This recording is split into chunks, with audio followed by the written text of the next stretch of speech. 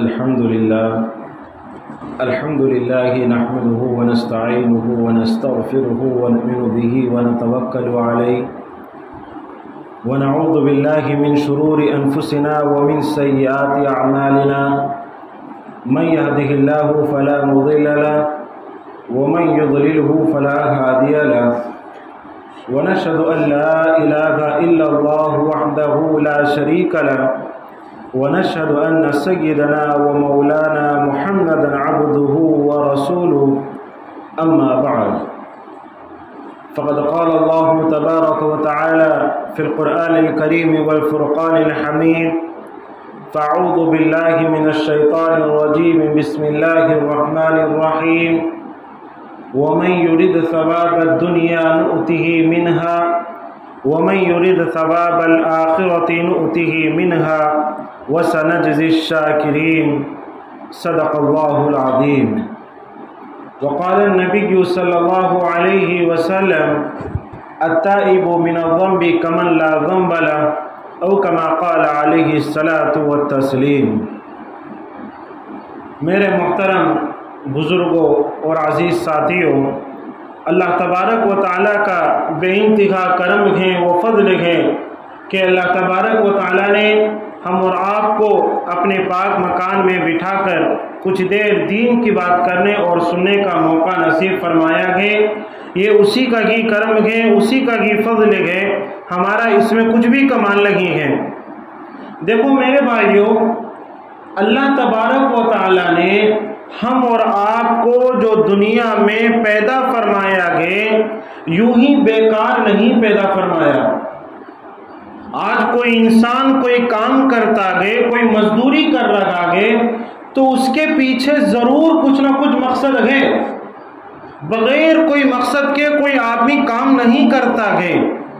تو ہمارا اتنا بڑا پروردگار جو رحمت للعالمین ہے، جو دونوں جہانوں کا پروردگار ہے، یہ اتنا بڑا نظام، وقت پہ دن آ رکھا ہے، رات آ رکھی ہے، چاند آ رکھا ہے، سورج ہے، ہر چیز کو وقت پہ نظام کے طور پر بنا رکھا ہے۔ اتنی بڑی کائنات کو بیکار کیسے بنا سکتا ہے؟ یہ ساری کائنات کو اللہ تعالیٰ نے انسان کے لیے بنایا اور ایک انسان کو اللہ تعالیٰ نے آخرت کی تیاری کے لیے بنایا ہے۔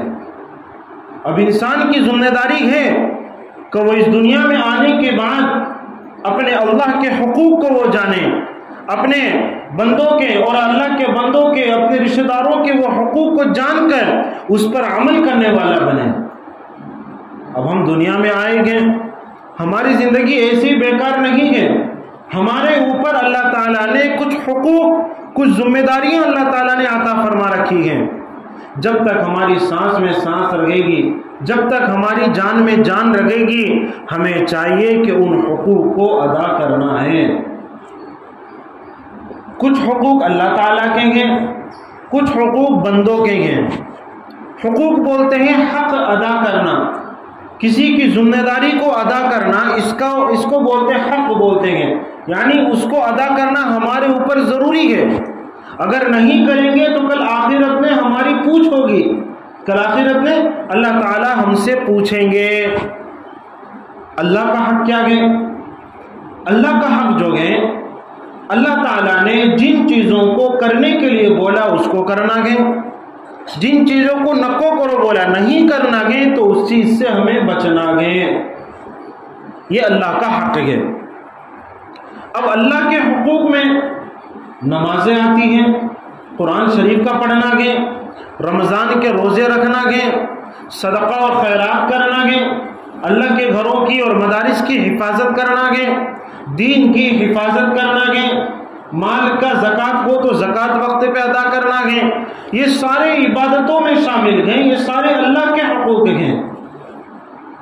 ایک تو اللہ کے حق ہیں، دوسری سائڈ میں بندوں کا حق ہے، یعنی ماں کا حق ہے، باپ کا حق ہے، بیوی کا حق ہے، اور اسی طرح اپنے رشتہ داروں کا حق ہے، اپنے دوستوں کا حق ہے، اور اپنے پڑوسیوں کا حق ہے، اپنے بہن بھائی ماموں خالہ جتنے بھی ہمارے رشتہ دار ہیں ہر ایک کے حقوق ہیں۔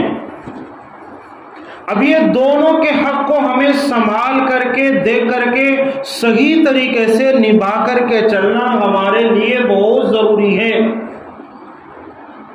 آدمی عبادتیں کر رہا ہے، وقت پہ نماز بھی ادا کر رہا ہے، رمضان کے پورے روزے بھی وہ رکھ رہا ہے، اور اللہ کے دین کا تقاضا آئے تو پورا ادا کر رہا ہے، لیکن دوسری طرف اگر دیکھا جائے بندوں کا حق وہ آدمی ادا نہیں کر رہا ہے، اس کی ساری عبادتیں قبول نہیں ہوگی،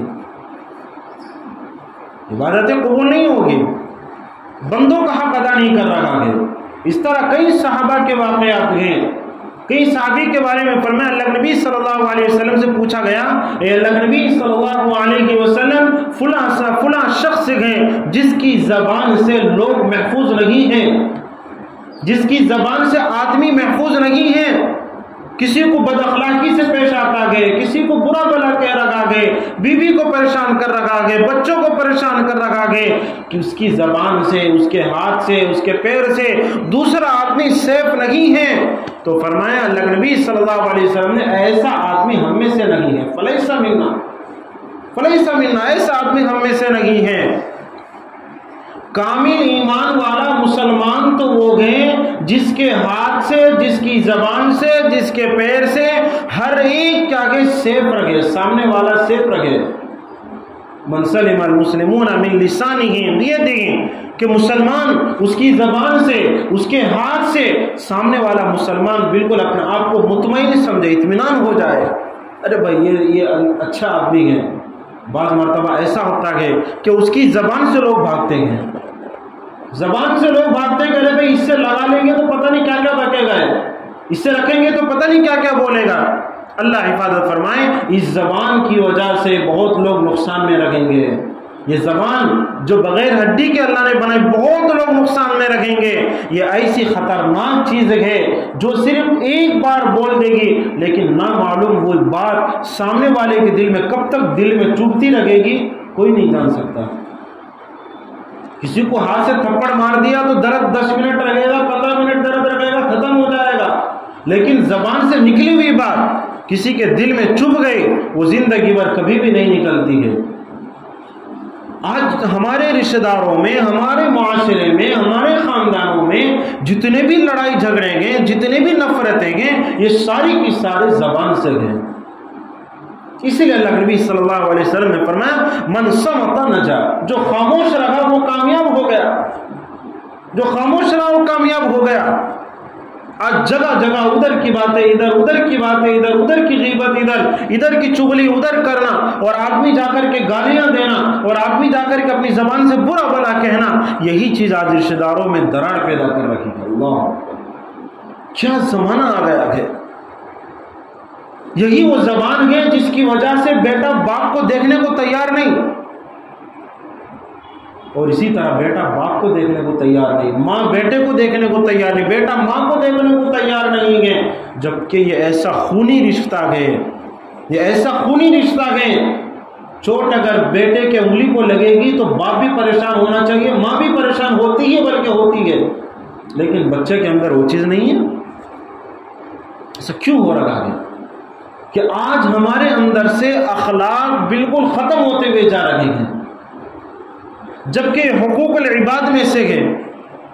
اللہ تعالیٰ اپنے حقوق کو اپنے فضل و کرم سے معاف کر سکتے ہیں، اللہ کے اختیار میں ہے، جسے چاہے وہ مغفرت کر دے، جسے چاہے وہ سزا دے دے، کوئی اس کے سامنے بول نہیں سکتا۔ بیدہ الخیر، اسی کے ہاتھ میں سب کچھ اختیار ہے، اسی کے قبضے میں سب کچھ اختیار ہے۔ کئی واقعات ایسے گزرے ہیں، کئی واقعات ایسے گزرے ہیں جس کی پوری زندگی نافرمانی میں گزر گئی، کئی واقعات ایسے گزر گئے، کئی عورتیں ایسے گزر گئی جس کی پوری زندگی زنا میں، بدکاری عورتیں ایسے گزر گئیں، لیکن جب آخری وقت آیا اللہ تعالیٰ نے ان کو معاف کر کے دکھا دیا۔ کیسے واقعات ہیں؟ تاریخ میں ایک واقعہ بہت مشہور ہے کہ ایک بدکار عورت، بدتمیز عورت جس کے اخلاق بھی صحیح نہیں ہے، زناکار عورت گئی، وہ ایک مرتبہ جا رہی تھی، دیکھا کہ کتے کو پیاس لگ رہی ہے، پیاس کی وجہ سے اس کا جیب، اس کی زبان بالکل باہر نکلی ہوئی ہے، حلق سوکھتا ہوا جا رہا ہے، اگر پانی نہ ملے تو کتا مر جائے۔ ایسا لاسٹ مومنٹ میں چلا جاتا ہے. اب یہ عورت ہے، بدکار ہے، اللہ کی نافرمان ہے، سب کچھ اس کے اندر ہے، گنہگار بھی ہے، لیکن وہ منظر دیکھتی ہے کہ کتا بہت پیاسا ہے، کچھ کرنا چاہیے. فوراً وہ کنویں کے پاس جاتی ہے. اب دیکھا کہ وہاں پہ پانی نکالنے کا کچھ انتظام بھی وہاں پہ نہیں ہے. وہ اپنا جوتا نکالتی ہے اور اپنے سر سے دوپٹہ اوڑھنی جو ہوتی ہے اس میں باندھ کر کے کسی طرح مشکل سے پانی نکالتی ہے اس میں سے، اور پھر وہ اس کتے کو پانی پلاتی ہے، اس کتے کو پانی پلاتی ہے. اب یہ ہو گیا، اپنے کاموں میں لگ گئے، پھر بھی نافرمانی میں اس کی زندگی گزر گئی. اب اس کا انتقال ہوتا گیا. کسی نے خواب میں دیکھا کہ تیرا کیا ہو گیا ہے، تو اپنی زندگی پوری نافرمانی میں گزار چکی ہے، کیا تیرا حشر ہوا ہے؟ فرمایا کہ میں اللہ تعالیٰ نے تو میری مغفرت کر دی. اللہ اکبر. پوری دنیا میں زندگی اس کی کیا کہ بدکاری میں گزری ہے، گنہگاری میں گزری ہے، کبھی اس نے نماز تک نہیں پڑھی ہے، لیکن اللہ تعالیٰ نے اس کی مغفرت کر کے دکھا دیا. کیوں؟ اس پیاسے کتے کو پانی پلانا اللہ کو اتنا پسند آیا، اتنا پسند آیا. وہی ایک چیز ہے جو اللہ نے اس کو مغفرت کا ذریعہ بنا دیا. کئی مرتبہ ایسا ہوتا ہے بندہ ایک کام کر کو بھول جاتا ہے، لیکن وہ کام اس کی آخرت میں بخشش کا، مغفرت کرنے کا ذریعہ بن جاتا ہے. حضرت عمر رضی اللہ عنہ کے دور میں ایک بہت بڑا سنگر تھا، گانا گانے والا تھا، اس سے زبردست گانا گانے والا تھا. وہ اس کی جوانی میں لوگ اس کو اپائنٹمنٹ لیا کرتے تھے، بک کر کے اس کو بلایا کرتے تھے. بہت بڑا مالدار بن گیا. وہ جوانی لگی تو آواز بھی اچھی رہی، آواز اچھی رہی، سانگ اس کا اچھا رہا، لوگ باگ بلاتے گئے، پروگرام کراتے گئے. اب جوانی ڈھل گئی، بڑھاپا آ گیا اس کا. اب بڑھاپے میں گانا چاہتا ہے، آواز کیا ہے پھٹ جاتی ہے. اب پھٹی ہوئی آواز کون پسند کرتا؟ سب کو تو پیاری آواز چاہیے. پیاری آواز وہ آدمی کب تک لائے گا؟ اب بڑھاپا اس کے پاس آ گیا، بڈھا ہو گیا وہ آدمی. اب لوگ باگ بھی اس کو بلانا کم کر دیے. پہلے تو اس کا ٹائم ہی ملنا مشکل ہوتا تھا، اور اب کوئی اس کی طرف پھٹک کے بھی نہیں دیکھ رہا ہے، کوئی اس کو بلائے بھی نہیں رہا ہے، کوئی اس کو دیکھ بھی نہیں رہا ہے اس کی طرف. اب وہ آدمی پریشان. ایک وقت ایسا گزرا اس کا کہ لوگ باگ اس کو ہاتھوں کو اٹھا کر کے پھرے کہ آواز اچھی ہے، سب کچھ تھا اس کے پاس، لیکن اب آواز بھی گئی. لوگوں نے بلانا بند کر دیا. جو کچھ پیسہ اس نے جمع کر رکھا تھا وہ پیسہ بھی ختم ہو گیا ہے، وہ پیسہ بھی اس کا ختم ہو گیا. اب حالت یہاں تک آ گئی کہ وہ آدمی بالکل فقیر اور کنگال ہو گیا کہ حالت مانگنے تک کی آ گئی. کھانے کو کچھ نہیں، فاقے ہو گئے، بھوک سے دو چار گئے، بھوک سے پریشان ہیں. وہ آدمی جنت البقیع کی طرف جاتا ہے. وہاں جا کر کے اللہ کے سامنے گڑ گڑاتا ہے، اے میرے پروردگار، پوری زندگی میری نافرمانی میں گزر گئی ہے، میں نے تیرے سامنے کبھی سجدہ بھی نہیں کیا ہے، کبھی تیری فرما برداری میں نے نہیں کی ہے. یا اللہ، لوگوں نے بھی مجھے دھتکار دیا. جب تک میری جوانی تھی تو لوگوں نے مجھے بڑا پیار کیا، میرے بڑے اپائنٹمنٹ لیے، میری آوازوں کو سنتے گئے اور مجھے دولت سے نوازتے گئے، میری زندگی گزرتی گئی. یا اللہ، میں اب بوڑھا ہو چکا ہوں، میرا کوئی پرسان حال لگی ہے، لوگوں نے مجھے دھتکار دیا، اب حالت میری فاقے تک کی گزر چکی ہے. یا اللہ، میری مغفرت کر دے. تاریخ میں لکھا گیا کہ یہ آدمی جنت البقیع میں بیٹھ کر کے دعا کر رہا ہے. ادھر حضرت عمر آرام کر رہے ہیں، حضرت عمر کو خواب میں آ رہا ہے، آواز آ رہی ہے کہ اے عمر، تو سو رہا ہے اور میرا بندہ بھوک کی حالت سے دو چار گئے کہ جاؤ ان کے لیے توشے کا انتظام کر دو. حضرت عمر جا رہے ہیں، توشہ لے کر کے جا رہے ہیں. ادھر سے نوجوان دیکھ رہا ہے کہ حضرت عمر آ رہے ہیں. اللہ، حضرت عمر جیسے جلیل القدر صحابی، وہ دیکھ کر کے پریشان ہو جاتا ہے کہ میں نے بہت بڑی غلطی کر دی کہ یہاں پہ آ گیا، اب تو میری خیر نہیں، حضرت عمر تو میری گردن اڑا دیں گے، مجھے تو مار دیں گے. اب وہ ڈر کے بھاگ رہا ہے. حضرت عمر پیچھے سے جا رہے ہیں. فرمایا کہ بھائی رکو تو سکی، میں آپ کو دھمکانے نہیں بلکہ میں تو آپ کے لیے توشہ لے کر کے آیا ہوں. اب وہ جب وہ کسی طرح بات کو سمجھتا گئے، واپس آتا گئے، اب جب اس نے جب اس نے دیکھا کہ حضرت عمر جیسی شخصیت میرے لیے توشہ لے کر کے آئی ہے، اب یہ چیز اس کو برداشت نہیں ہوتی، وہ اللہ پر اتنا فدا ہو جاتا ہے کہ اللہ تو کتنا بڑا غفور الرحیم ہے، نے تو پوری زندگی تیری نافرمانی میں نے کی ہے، ایک بار میں نے تیرے سامنے کیا ہاتھ اٹھا دیا، حضرت عمر کو تو نے میرے پاس یہ توشہ لے کر کے بھیج دیا گیا، یہ کہنا تھا کلمہ پڑھ لیتا گئے اور فوراً اس کی جان کیا ہے، اس کی روح قبض ہو جاتی ہے۔ پوری زندگی کیسے گزری، کیسے نافرمانی میں گزری، اور اللہ تعالیٰ نے ایک منٹ میں اس کی دنیا بدل ڈالی، کلمہ بھی نصیب کر دیا اور اس کو جنت بھی نصیب کر دیا۔ اللہ اکبر۔ یہ ہوتے ہیں حقوق اللہ۔ یہ کیا ہوتا ہے؟ اللہ کے حقوق۔ اللہ کے حقوق میں اللہ جس کو چاہے مغفرت کر سکتے ہیں، جس کو چاہے اللہ تعالیٰ سزا دے سکتے ہیں، اسی کے اختیار میں سب کچھ گئے۔ ان اللہ علی کل شیء قدیر، اللہ تو ہر چیز پر قدرت رکھنے والے ہیں، کوئی کچھ نہیں کر سکتا۔ اس لیے ہمیں نمازوں کی پابندی، اللہ کا حق، یہ بہت ضروری ہے، بہت ضروری ہے اللہ کا حق۔ اور اسی کے ساتھ ساتھ کوئی بندہ بندوں کا حق ادا نہیں کرتا گئے، بندوں کے حق سے دور جاتا گئے، گھر والے پریشان، بیوی بچے پریشان، بیٹے پریشان، پڑوسی پریشان، رشتہ دار پریشان، ایسا آدمی جو حقوق العباد، بندوں کے حق کو صحیح ادا نہیں کرتا ہے۔ فرمایا حدیث پاک میں اللہ نبی صلی اللہ علیہ وسلم نے، اے صحابہ کرام، کیا مفلس کون آدمی ہے؟ کیا پوچھا؟ مفلس کون آدمی ہے؟ کون ہوتا ہے مفلس؟ صحابہ کرام نے عرض کیا، اے نبی صلی اللہ علیہ وسلم، وہ ہے جو کوئی غریب آدمی ہو، وہ مفلس ہے؟ فرمایا نہیں، دوسرے آدمی بتاؤ۔ مفلس کون ہے؟ فرمایا کہ جس کے رشتہ دار میں کوئی نہیں، اکیلا ہو، تنہا ہو، وہ مفلس ہے؟ فرمایا وہ بھی نہیں ہے۔ پھر جب اللہ تعالیٰ، اللہ نبی صلی اللہ علیہ وسلم نے تیبارہ پوچھا تو صحابہ کرام نے فرمایا اللہ و رسول عالم، کہ اللہ نبی صلی اللہ علیہ وسلم آپ ہی بہتر جانتے ہیں، آپ ہی بتا دیجئے، آپ ہی بتا دیجئے۔ فرمایا کہ مفلس آدمی وہ ہے جو دنیا کے اعتبار سے بہت سارے نیکیاں وہ کمائے، لیکن جب وہ آخرت میں جائے تو بالکل خالی ہو جائے۔ کیسے؟ مفلس آدمی کا انتقال ہوگا، اس کو اللہ تعالیٰ بلائیں گے، کسی کا مال ناحق کھایا ہوا رہے گا، کسی کو لڑائی کیا ہوا رہے گا، کسی کو گالی دیا ہوا رہے گا، کسی کو کیا کہ پریشان کیا ہوا رہے گا، کسی پر ظلم کیا ہوا ہوگا۔ وہ الگ بات ہے کہ حضرت وقت پہ نماز پڑھ رہے ہیں، وقت پہ روزہ رکھ، سب کچھ اپنی جگہ ہے، لیکن کسی کا مال ناحق کھا لیا، کسی کا وڈی کھا لیا، کسی کا سود کھا لیا، کسی کا کچھ کھا لیا، کسی پر ظلم کر دیا، بہن کا حق مار دیا، بیٹی کا حق مار کر کے کھا لیا۔ آج اللہ حفاظت فرمائے، بہنوں کا بڑا حق مارا جا رہا ہے، وراثت میں لڑکیوں کا عورتوں کے بڑے حق مارے جا رہے ہیں۔ بالکل عورتوں کو وراثت سے، باپ کا انتقال ہو گیا، وراثت میں چھوڑ کر کے جا رہا ہے، سب بھائی بھائی تو یہ کیا ہے، اس کو بانٹ لیتے ہیں، لیکن عورتوں کو الگ چھوڑ دیتے ہیں۔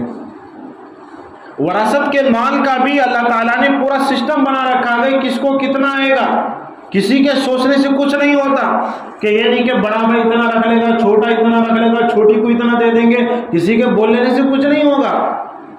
کب تک چلے گا؟ جب تک باپ زندہ رہے گا باپ کی چلے گی، باپ کا پیسہ ہے، باپ کا مال ہے، باپ کی چلے گی، باپ کا انتقال ہو گیا تو کسی کی نہیں چلے گی، اللہ کی چلے گی۔ اللہ تعالیٰ نے پورا سسٹم بنا رکھا ہے کہ بھائیوں کو کتنا ملے گا، لڑکے کو کتنا ملے گا، بیوی کو کتنا ملے گا، سب کو کتنا ملے گا، سب کا لکھا ہوا ہے، اس کے کوئی تبدیل نہیں کر سکتا۔ باقاعدہ اس مسئلے کے اوپر 4ویں پارے میں اللہ تعالیٰ نے ایک صفحہ اتارا اس کے بارے میں، خالی یہ مسئلے، خالی یہی مسائل ہیں کہ بیوی کو وراثت میں کتنا ملے گا، بھائی کو کتنا ملے گا، بیٹی کو کتنا ملے گا، پوتا پوتی ہے تو ان کو ملے گا کہ نہیں ملے گا، ساری تفصیل لکھی ہوئی ہے۔ کمی اگر ہے تو ہم لوگ معلوم نہیں کرتے، اپنی طرف سے فیصلے کر لیتے ہیں، چلو اس کو اتنا دے دیں گے، اس کو اتنا دے دیں گے، کسی کا بولنا کام نہیں آئے گا۔ بہرحال مفلس تو آدمی وہ گئے جو کسی کا حق مارا ہوا رکھے گا، کسی کو اوپر ظلم کیا ہوا رکھے گا، اب اللہ تعالیٰ اس کا حساب و کتاب کے لیے اس کو بلائیں گے، اس کے رائٹ سائڈ میں بڑے نیکیوں کا ڈھیر رکھے گا، پہاڑ رکھیں گے نیکیوں کے، پھر اللہ تعالیٰ بلائیں گے، جس کے اوپر ظلم کرا رہے گا اس کو بلائیں گے کہ آؤ تیرے ساتھ کیا معاملہ ہوا اس کا، وہ بولے گا کہ اللہ میں دنیا میں کمزور تھا، یہ آدمی نے میرے اوپر ظلم کیا، میرا مال کھا لیا، فرمائیں گے لو اس کا حق ادا کر دو، اس کے نیکی لیں گے، اس کو دے دیں گے۔ مفلس آدمی جو نیکیاں کمائی رکھے گا اس کے نیکیاں لے کر کے جس کے اوپر دنیا میں ظلم کیا کہ اس کو دے دیں گے، ٹھیک ہے جاؤ آپ کا فیصلہ ہو گیا۔ دوسروں کو بلائیں گے، بھئی تیرا کیا معاملہ ہے؟ یا اللہ میرے ساتھ یہ لڑائی کر رہا تھا، میرا جگہ تھا، میرے معاملے جگہ پراپرٹی ہڑپ کر لیا، کھا لیا، بولیں گے جاؤ اس کے نیکیوں کو اسے دے دو، واپس کر دو اس کو۔ ایسے کرتے کرتے کرتے کرتے ساری نیکیاں اس کی ختم ہو جائے گی، دیتے دیتے، کیوں دنیا میں ایسے کام کر کے گیا ہو، ساری نیکیاں ختم ہو جائے گی، لیکن حق والے اب بھی ختم نہیں ہوں گے، اور اللہ تعالیٰ بلائیں گے اور بلائیں گے، اب دیکھیں گے اس کے پاس نیکیاں ختم ہو گئی، کیا کریں گے؟ سامنے والے کے جو گناہ ہیں وہ اس کے اوپر ڈال دیں گے۔ اب نیکیاں اتنا سارا لے کر کے وہ گیا، بندے کے حق ادا نہیں کرا صحیح طریقے سے، اب نیکیاں ساری ختم ہو گئی، اللہ نے بدلے میں دلوا دیا، اب گناہ تھے، گناہ تھے اس کے پاس، اب سامنے والے کا گناہ کا بوجھ بھی اس کے اوپر آ کے پڑ گیا۔ اب بتاؤ یہ آدمی دنیا کے اعتبار سے پکا نمازی سب کچھ گئے، اب بندوں کے حقوق اس نے صحیح طریقے سے ادا نہیں کرے، اب اس کا ٹھکانہ کیا ہوا؟ جہنم ہوا ہے۔ تو اس کو بولتے ہیں کہ مفلس آدمی۔ تو اس کے لیے میرے بھائیوں ہمیں دنیا میں ہر ایک کے حقوق کو ادا کرنا بہت ضروری ہے۔ آج ہم صرف نام کے مسلمان رہ گئے ہیں، نام کے ہیں، کام ہمارے اندر کچھ بھی نہیں ہے، دین کے اعتبار سے کچھ بھی نہیں ہمارے اندر، بالکل زیرو گئے ہم لوگ، دین کے اعتبار سے بھی نہیں گئے، اللہ کے حق کے اعتبار سے بھی نہیں گئے، بندوں کے حق کے اعتبار سے نہیں ہیں، تو ہم کیا کر رہے ہیں؟ چلو اللہ کا حق تو ہم ادا کر رہے ہیں، اللہ کے حق میں بھی ہم زیرو گئے، اللہ کے حق میں بھی ہم زیرو گئے، اللہ نے جس چیز کو کرنے کو بولا اس کو تو ہم نے اٹھا کر کے اوپر رکھ دیا، اور جس چیز کو منع کرا اس کو اتنا امپورٹنٹ کر کے کرتے ہیں کہ کروڑ روپے بھی اگر لگ جائے تو کام ہونا ہے، پکا ہونا ہے، بھلے سے کہ ان کو کیا گئے وڈی پہ سود پہ قرضہ لا کر کے کرنا پڑے، لیکن وہ 40 میں کرے گا، 100% کرے گا وہ آدمی، سود پہ اس میں قرضہ لانا پڑ جائے، خود بھی حرام کھا رہا ہے، دوسروں کو بھی حرام کھلا رہا ہے، خود بھی جہنمی، دوسروں کو بھی جہنمی بنانے کی کوشش کر رہا ہے، سود کا پیسہ لایا دوسروں کو کھلا رہا ہے، جتنے لوگ کھائیں گے وہ سارے گنہگار ہیں۔ چلو وہ سود کا پیسہ لایا، دوسرے کو معلوم ہے کہ بھائی یہ سود کا پیسہ لا کر کے دعوت دے رہا ہے، تو جا کر کے کھانے کی ضرورت کیا ہے؟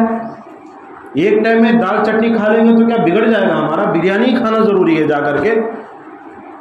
آج ماحول ایسا بن گیا ہے، چاہے پیسہ حلال ہو یا حرام اس سے ہمیں مطلب نہیں ہے، ہمارا پیٹ بھر جائے، 4-5 ڈکار جب تک نہیں آئے گی ہماری لائف میں سکون نہیں ملے گا۔ پیٹ بھرنا گئے، پیٹ کو مزہ لگنا گئے، اور 4-5 ڈکار نکلنا گئے، اور جو پکوان والا ہے اس کی تعریف کرنا، پکوان والا بہت اچھا پکایا گیا، کہاں والا ہے؟ نیکسٹ ہمارے پروگرام میں اس کو بلایا، آج یہ ماحول بن گیا ہے۔ تحقیق کرنے کا مادہ ہمارے اندر سے بالکل ختم ہو گیا کہ کون سا پیسہ حلال ہے، کون سا پیسہ حرام ہے۔ جب ہمارے اندر حلال و حرام کی تمیز نہیں ہے، حلال کیسے کرنا، حرام سے کیسے ہمیں بچنا ہے، تو میرے بھائیوں ہمارے اندر، ہمارے خاندان میں، ہماری نسلوں میں، ہماری بچوں میں دین کہاں سے آئے گا؟ کیا ہے دین کھلونا ہے کہ چھوٹا بچہ اس کو جھنجھنا دے دیا، ہاتھ میں کھیل لیا، پھینک دیا اٹھا کر کے، جوش آ گیا وقت میں، ہمارے اندر جوش آ گیا، ٹوپی رکھ لیے، اللہ کے گھر میں آ گئے، 2 دن پکے نمازی بن گئے، تیسرے دن غائب۔ یہ دین کھلونا نہیں ہے، صحیح بول رہا ہوں، یہ دین بالکل کھلونا نہیں ہے۔ جب اللہ کی پکڑ آئے گی نا میرے بھائیوں، ایسے ہزاروں واقعات میں آپ کو بتا سکتا ہوں، جب اللہ کی پکڑ آتی ہے تو اللہ کی لاٹھی میں آواز نہیں ہوتی، اللہ جب پکڑنے پر آتے ہیں تو جتنا اللہ غفور الرحیم بھی ہے اتنا شدید العقاب بھی ہے، جتنا وہ کیا برداشت کرتا ہے، برداشت کرنے میں بھی سب سے اعلیٰ ہے، رحم کرنے میں بھی سب سے اعلیٰ ہے، لیکن خدا کی قسم جب اللہ قہار بھی ہے، جبار بھی ہے، جب وہ پکڑنے پر آتا ہے تو اسے کوئی بچا نہیں سکتا ہے۔ ہم کب تک اللہ کو دھوکہ دیتے رہیں گے؟ کیا ہم اس اللہ کو دھوکہ دے رہے ہیں؟ جو ہمیں وقت پہ کھلا رکھا گئے، وقت پہ پلا رکھا گئے، وقت پہ ہمارے سیو کر رکھا گئے، ہر چیز ہمیں اعلیٰ کوالٹی اللہ ہمیں دے رکھا گئے، کیا اس اللہ کی ہم ناشکری کر رہے ہیں؟ کب تک ہم اپنے اللہ کو ہم دھوکہ دیتے ہوئے رہیں گے؟ آخر ہم دھوکہ دے رہے ہیں تو کیوں دے رہے ہیں ہم اللہ کو دھوکہ؟ اللہ نے ہمارا ایسا کیا بگاڑا ہے؟ اللہ نے ہمارے لیے کیا ایسا کر دیا کہ ہم اللہ کو دھوکہ دے رکھیں گے؟ اللہ کوئی زبردستی تو نہیں کر رہا ہے، اللہ تو بول رہا ہے کہ بھائی آپ کے اختیار میں، کرو تو آپ کا فائدہ، نہ کرو تو ہم کس اور سے کروا لیں گے۔ اللہ ہمارا محتاج نہیں ہے، کوئی بڑا کام بھی نہیں ہے کہ بھائی آپ کو گھنٹوں گھنٹوں بیوی بچوں کو چھوڑنا ہے، یہیں آ کر کے رہنا نہیں ہے۔ آؤ بھائی 10 منٹ کے لیے اللہ کے گھر میں آنا ہے اور وقت پہ صحیح طریقے سے نماز ادا کر کے اپنے کام میں لگنا ہے، صرف اتنا ہی تو کام کرنا ہے۔ اس کے لیے بھی ہم لوگ سستی کر لیں گے، غفلت کر لیں گے، تو میرے بھائیوں یہ سستی، یہ غفلت ہمارے لیے بہت بڑا نقصان کا سبب بنے گا۔ آج ہمارا ایمان اتنا کمزور ہو گیا کہ اتنا کمزور ہو گیا کہ یہ ایمان ہمیں مسجد کو لانا بھی بھاری ہو گیا، اتنا کمزور ہو گیا کہ یہ ایمان ہمیں مسجد تک بھی نہیں لا رہا گیا۔ تو اس کمزور ایمان کو لے کر کے جنت کی کیا امید رکھ رہے ہیں ہم لوگ؟ اس کمزور ایمان سے مسجد تک نہیں آ پا رکھیں گے اپنے گھر سے، اس کمزور ایمان سے ہم جنت کی کیا امید رکھ رکھیں گے؟ جنت تو ملے گی، جو ایمان والا ہے، کلمہ پڑھ رہا ہے، اس کو جنت 100% ملے گی، لیکن جس کے میلے کپڑے رہتے دوبارہ پہنتا ہے، اس کو میلے کپڑوں کو دھوگا، پہلے صاف کرے گا، دھبا جتنا خطرناک رہے گا اتنے چیز اس کے اوپر ڈال کے دھوئے گا وہ، ویسی دھول لگ گئی صابن سے لگا کے دھو لیا، اگر زیادہ خطرناک دھبا لگ گیا یا تو نمک نیمبو ڈالے گا یا آلہ ڈالے گا اس پہ، یا اور زیادہ خطرناک ہے تو پیٹرول ڈال کے اس پہ دھوئے گا۔ تو کپڑے پہ دھبا جتنا خطرناک ہے تو دھونا بھی اتنا خطرناک پڑے گا۔ تو ہمارے اندر گناہ بھی جتنے رکھیں گے تو اللہ تعالیٰ بھی جہنم میں ڈال کے اتنا ہی خطرناک واش کریں گے۔ دیکھ لو ہماری مرضی، پھر جتنے ہمارے گناہ رکھیں گے، جس طرح جتنا کپڑا میلا رکھے گا اتنا ٹائم اس پہ لگانا پڑے گا، اتنا اچھا دھونا پڑے گا، جتنے گناہ ہمارے زیادہ رکھیں گے اتنے ہی دن ہمیں جہنم میں رہنا پڑے گا، ہماری صفائی ہوگی، ہماری دھلائی ہوگی، ہمیں پاک کیا جائے گا، تب جا کر کے جنت میں ڈالا جائے گا، تب جا کر کے جنت میں بھیجا جائے گا۔ جنت اتنی آسان نہیں ہے، جنت اتنی آسان نہیں ہے۔ جنت کے راستوں میں اللہ نے بڑے مشکلات رکھیں گے، امتحانات رکھیں، صبر رکھا گے، وہ امتحان میں پاس ہونا ہے، صبر کرنا ہے، تبھی ہم جائیں گے، ورنہ اس دنیا میں رہ کر کے منمانی کریں گے، اپنی چلائیں گے تو یہ دنیا تو گزر جائے گی، آخرت میں کوئی ساتھ نہیں دے گا۔ اس لیے ہم اپنا حق بھی ادا کرنا گے، بیوی بچوں کا حق بھی ادا کرنا گے، ماں باپ کے ساتھ کا حق، ان کا حق بھی ادا کرنا گے، اور بچوں کا حق یہ ہے کہ ہم ان کی صحیح تربیت کرنا گے۔ صرف دنیا کی تعلیم پڑھا دیے، دین کو چھوڑ دیے، تب بھی وہ ماں باپ گنہگار میں گے۔ دین کی تعلیم بھی بچوں کو دینا گے، دنیا بھی دینا گے۔ اس کا یہ مطلب نہیں کہ دنیا میں چھوڑ دو، دین کو نہیں لینا ہے، دنیا میں رکھ دو، اور یہ بھی نہیں کہ صرف دین میں رکھ دو، دنیا کی طرف نہیں، دونوں رکھو ساتھ میں، لیکن دونوں کا حق ادا کرو۔ فرمایا ہمارے اکابر فرماتے ہیں کہ جو آدمی اپنے بچوں کو صرف اسکول میں بھیج رکھا گے، دین کی تعلیم میں کچھ بھی نہیں، تو وہ باپ ظالم ہے، وہ باپ کیا گئے؟ ظلم کرنے والا، اپنے بچے پر ظلم کرنے والا گئے۔ کل آخرت میں بچہ پوری دنیا میں اللہ کے سامنے گلا پکڑے گا، ہمارا گریبان پکڑے گا کہ اللہ یہ ہمارا باپ تھا، اس نے مجھے نماز کا طریقہ نہیں سکھایا، اس نے مجھے دین کے بارے میں نہیں بتایا، اس نے مجھے دین کی تعلیم نہیں سکھائی، تو بتاؤ ہم کیا جواب دیں گے وہاں جا کر کے؟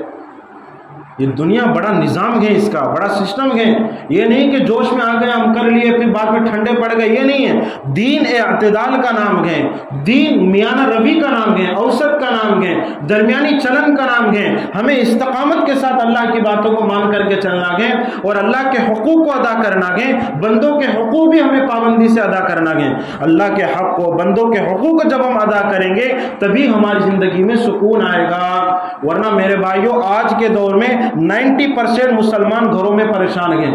غیروں کی تو بات الگ ہے، ان کے مسئلہ ہی چھوڑ دو، اپنے مسلمان کی، ایمان والوں کی بات کرو کہ 90% پریشان ہیں۔ کیوں؟ ہمیں اندازہ بھی نہیں رہتا ہم کسی کا حق مار رہے ہیں، ہم کسی کو دھوکہ دے رہے ہیں، ہم کسی کو پر ظلم کر رہے ہیں۔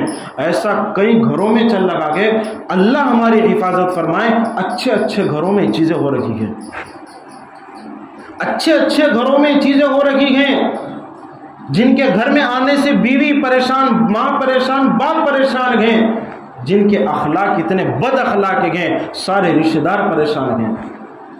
کیا فائدہ ایسی زندگی کا اس دنیا میں؟ اسی لیے اللہ کے حقوق کو، بندوں کے حقوق کو ہمیں جاننا ہے۔ اس چیز پہ اگر ہم دھیان نہیں دیں گے، اس چیز پہ اگر ہم غور نہیں کریں گے تو ہمارا آخرت ہم لوگ سوچ بھی نہیں سکتے۔ اب ہمارے پاس زندگی ہے، وقت ہے، ہم سیکھنا چاہیں تو سیکھ سکتے ہیں، لیکن جب موت آ جائے گی تو ہمیں کوئی سکھانے والا نہیں رہے گا، بلکہ سزا ہی سزا ملے گی۔ اس لیے اللہ کے حق کیا ہیں؟ بندوں کے حقوق ہیں، بہن کا حق ہے، بیوی کا حق ہے، بچوں کا حق ہے، ہر ایک کو جو جو ذمہ داری ہے اس ذمہ داری کو ہمیں صحیح طریقے سے ادا کرنا ہے۔ اللہ کے حق ہے، نماز وقت پہ پڑھنا ہے تو ہمیں پڑھنا ہے، اس میں کوئی کمپرومائز نہیں ہے۔ نہیں اللہ مجھے سر میں درد تھا، اللہ میں پڑھانے کے، تو اللہ نہیں سنیں گے۔ بھائی نہیں پڑھ سکتا تو یہ تکلیف رہی، بعد میں پڑھ دو، بعد میں کیوں نہیں پڑھا؟ سر میں درد چلا گیا تو اللہ کی ناشکری کرے، باپ چلا گیا سر میں درد، چلو میں اچھا ہوگا، چلو کام پہ چلو۔ کام کی تو فکر ہے، نماز کی فکر نہیں ہے۔ بھوک لگ گئی، کھانے کی فکر تو ہے، لیکن ہمارے ایمان کی بھی تو کھانا چاہیے نا۔ ہماری روحانی غذا ہے نماز۔ نماز وغیرہ ہم نہیں پڑھیں گے تو ہماری روحانیت ختم ہو جائے گی۔ تو اس لیے میرے بھائیوں ہمیں ان چیزوں پہ غور کرنا ہے، اپنے آپ کو ڈیولپمنٹ کرنا ہے، اپنے آپ کو دین پہ چلانا ہے، اپنے آپ کو اللہ کے راستے پہ لانا ہے۔ کب تک ہم دنیا کے دھوکے میں، شیطان کے دھوکے میں زندگی گزاریں گے؟ دنیا اور شیطان کے دھوکے میں رکھیں گے تو ہماری زندگی برباد ہے۔ اللہ کی باتوں پر چلیں گے تو ہماری زندگی دنیا میں بھی کامیاب ہے اور آخرت میں بھی کامیاب ہے۔ اب اللہ سے دعا کریں کہ اللہ تعالیٰ ہم اور آپ کو کہنے اور سننے زیادہ عمل کی توفیق عطا فرمائے، اور اسی طرح ہمارے ایمانوں کو اللہ تعالیٰ مضبوط بنائے اور زیادہ سے زیادہ دین کی تعلیم کی طرف رجحان کرنے کی توفیق عطا فرمائے۔ وآخر دعوانا ان الحمد للہ۔